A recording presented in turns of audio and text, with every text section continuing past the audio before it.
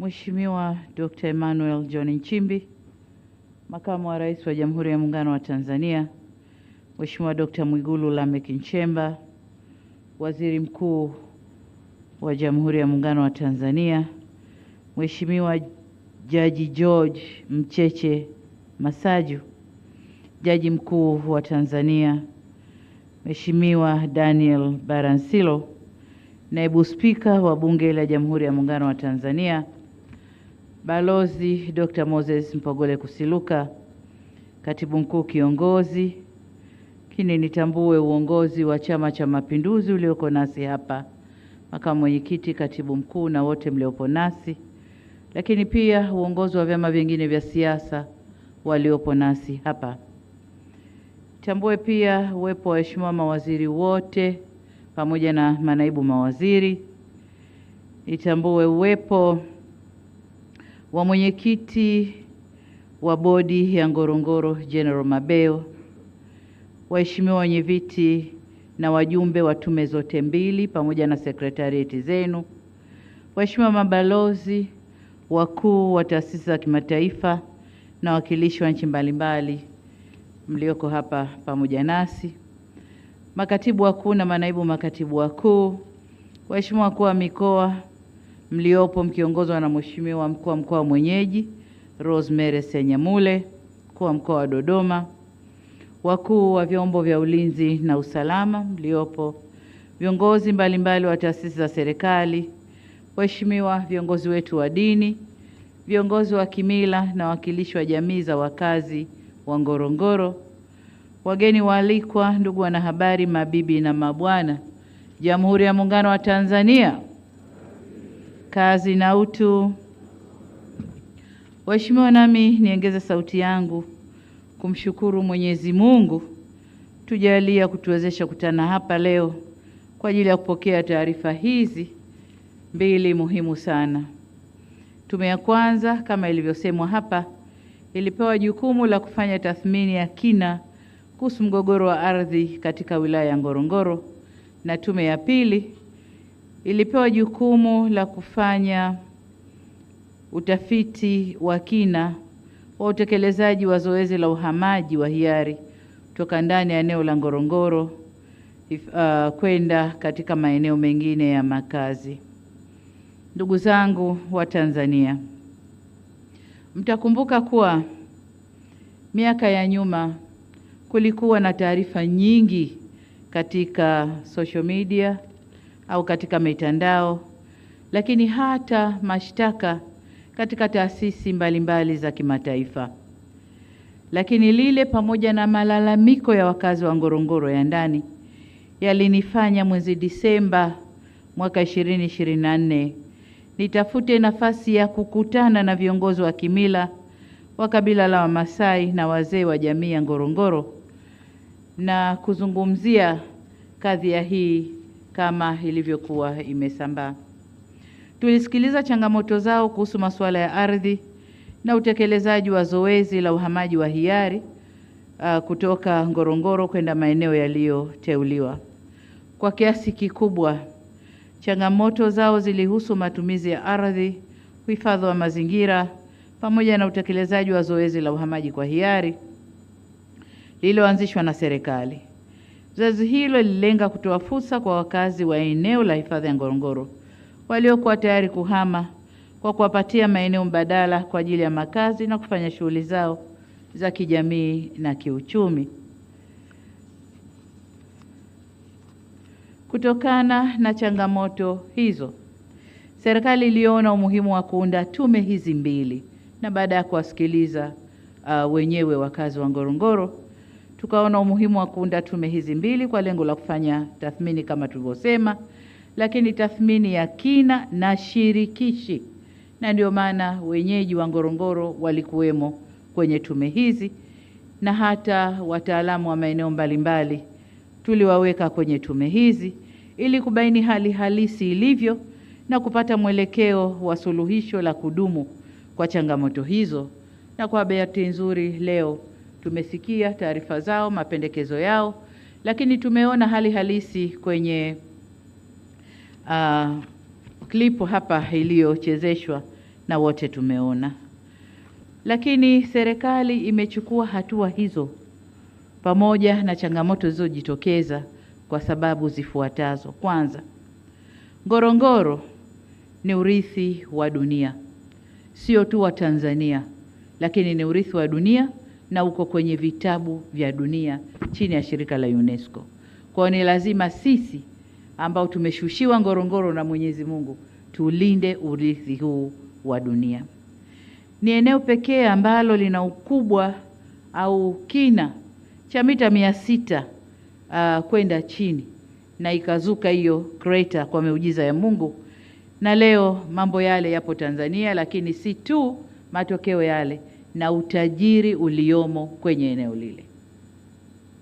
Lakini vile vile ni eneo ambalo bayanuai yake ni nzuri na haina ushindani duniani. Kuna wanyama wa aina zote, wanaokula majani na wanaokula wenzao, na kwa bahati mbaya wanakula hata watu. Tumeona kwenye filamu iliyoonyeshwa hapa. Lakini kuna wanyama wanaokula majani, tuna ndege wazuri tumewaona hapa, flamingo. Kuna vivutio vingi ambavyo si rahisi kuvikuta kwengine duniani kwenye bonde moja, si rahisi. Lakini jengine ni kwamba kuna ushahidi wa uwepo wa historia ya mwanadamu miaka milioni 3 iliyopita. Ushahidi uko pale maeneo ya Odupai, lakini pia Laetoli. Ni eneo muhimu la kuhifadhiwa kwa faida ya taifa letu, lakini pia kwa faida ya dunia. Ushahidi uko pale, wanasayansi wamefanya utafiti wao miaka kadhaa na mambo yote yako pale. Lakini pia Ngorongoro ni eneo lenye misitu ya aina nyingi. Hata tulivyoona tu kwenye ile filamu, ukiangalia tu unafurahi moyo wako msitu ulivyotanda Ngorongoro. Kuna savana, kuna woodlands, kuna maeneo ya misitu mengine, lakini pia kuna maeneo ya volkano ambazo nyingine zinaaminika bado ziko hai pale Mpakai na Olmoti. Kwa hiyo ni eneo la kuhifadhiwa, ni eneo la kunyenyekewa kwa faida ya taifa, lakini kwa faida pia ya ulimwengu au dunia yetu. Ngorongoro ni eneo la kufanyia ibada na tamaduni za wenyeji wetu. Ina maana kuna watu wako Ngorongoro. Kwa hiyo watu pia ni asset. Tuna asset ya Ngorongoro kama crater fiziki yenyewe ya Ngorongoro, lakini pia watu waliomo mle na wenyewe ni asset yetu ambayo ina manufaa kwa taifa letu. Ni eneo la utalii wa shughuli nyingi. Pale kuna utalii wa game drive, kuna utalii wa kutembea kwa miguu, kuna utalii wa kuangalia ndege na kupiga picha, kuna utalii wa aina tofauti ndani ya eneo moja. Sasa kutokana na umuhimu wa eneo hilo, kuna mchanganyiko wa shughuli za watu, binadamu ambao ni aseti yetu na mifugo yao, lakini pia ule urithi wa ulimwengu ndani ya eneo lile. Sasa kwenye filamu wamesema tuko kwenye crossroad. Tufanyeje? Watu ni wetu, ni aseti yetu na mifugo tunawahitaji. Ngorongoro tunaihitaji. Tufanyeje? Kamati hizi zimetoa mapendekezo ambayo kama serikali tutakwenda kuyafanyia kazi. Kwa ujumla, nitumie nafasi hii pia kuwapongeza wenyeviti na wajumbe wa tume hizi kwa kukubali kutwishwa jukumu hili zito. Najua lilikuwa ni zito. Mambo yalikuwa ni mengi ya kujadili. Mizunguko ilikuwa ni mingi. Kuonana na watu wengi wenye mawazo tofauti ilikuwa ni jukumu zito. Lakini ni muhimu sana kwa nchi yetu. Niwapongeze kwa kazi kubwa na ya kizalendo mlioifanya kwa bidii, uadilifu na weledi ili kutimiza jukumu mlilopewa. Waheshimiwa wenyeviti wa tume na ndugu wajumbe, nimesikiliza kwa kina taarifa za tume zote mbili na kutazama makala ya video iliyoandaliwa ambayo imeonyesha hali halisi ya maeneo mliyoyatembelea. Kimsingi, taarifa za tume zimeonyesha umuhimu wa kulinda mfumo ekolojia unayounganisha eneo la hifadhi ya Ngorongoro, pori la akiba Pololeti na maeneo ya Ziwa Natron. Haya maeneo ni maeneo muhimu sana kwa nchi yetu. mbali ya mambo yaliyooneshwa hapa na yaliyozungumzwa, kuna vitu sasa tunaanza kujua viko kwenye maeneo yale na ni muhimu kwa taifa letu. Kuna madini yanayotafutwa ulimwenguni yako kwenye maeneo hayo. Kwa hiyo ni maeneo ya kuyalinda, ni maeneo muhimu kwa taifa letu. Sote tutakubaliana kwamba huu ni mfumo muhimu na wa kipekee kwa ajili ya uhifadhi endelevu wa maeneo haya kwa manufaa ya taifa, lakini pia dunia kwa ujumla. Taarifa hizi pia zimetupa taswira halisi ya changamoto za utekelezaji wa zoezi la uhamaji wa hiari kwa wakazi wa eneo la hifadhi ya Ngorongoro kwenda Msomero, Kitwaibi, Saunyi na maeneo mengine. Nasi tumezisikia changamoto, tumesikia kwamba serikali tulifanya zoezi kwa nia njema, lakini tulikosea baadhi ya maeneo, na hayo ndio maeneo ya sasa kukaa na kutafakari na kurekebisha. Kwa hiyo tutaendelea na hilo zoezi, lakini baada ya kurekebisha. Ni matumaini yangu na ya Watanzania kuwa mapendekezo yaliyomo katika ripoti hizi ambayo yamekwenda kwenye maeneo ya kisera, kisheria, kiuchumi na kijamii ambayo serikali tumeshayapokea, tutakwenda kuyafanyia kazi, yatatuongoza katika kupata namna bora ya kushughulikia suala hili muhimu kwa maslahi ya wananchi na taifa kwa ujumla.